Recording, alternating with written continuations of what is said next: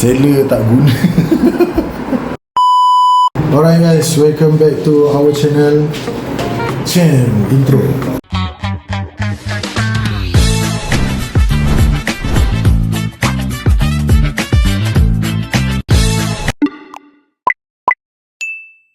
Alright, so ini adalah rumah sewa baru kita orang. Kita orang berpindah ke apartment basically. Dan Alhamdulillah setelah 2 bulan ya kan? Ya boleh 2. Kita masih belum lagi settle Kemas dekor rumah sewa ni dan kemas. Jadi sini 2 tamu. ni ruang Dan makan. rasanya macam sangat selesa sebab semuanya satu level. Sebelum ni 2 level kan. Bahagian dapur memang agak messy sikit. Saya dah kemas Tapi inilah keadaan semasa. So jom, hari Ni bahagian dapur. Kita house tour sekalian lah. Tada, this is our dapur. tu dapur masak, ni dapur basuh. So hari ni tujuan kita buat video ni, kita nak Unboxing. Guys, belum Jangan tekan, ada kaca dalam tu. belum ni dah nampak biji. Semak tau. Macam mana dia buat weh? Dia lipat tau. Semak gila.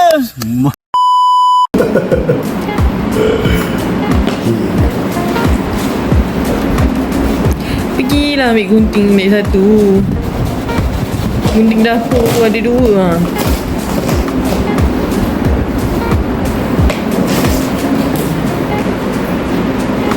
Struggle. Dapur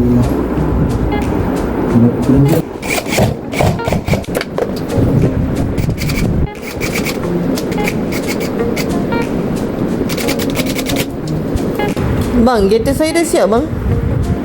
belum ada. Pukul berapa nak siap kat bang? Daripada tadi ni saya tunggu. Saya rasa tunggu sampai banyak mampu sebab ni. Abang baran ke bang buat tu? Abang tak rela buat benda tu. Abang gelik kan kalau saya panggil biar abang. Abang nak air bang? Abang penat bang? Abang Abang rasa hari ni abang nak apa-apa tak abang? Dah abang lempang tu.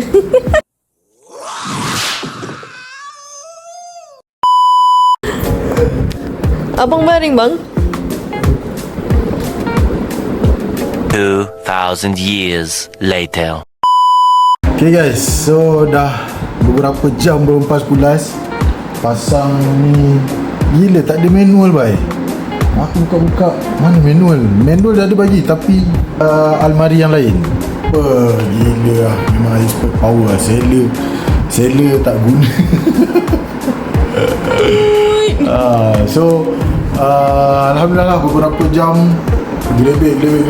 Inilah hasil dia. Macam mana? Okay tak okay? Tengok sikit kan.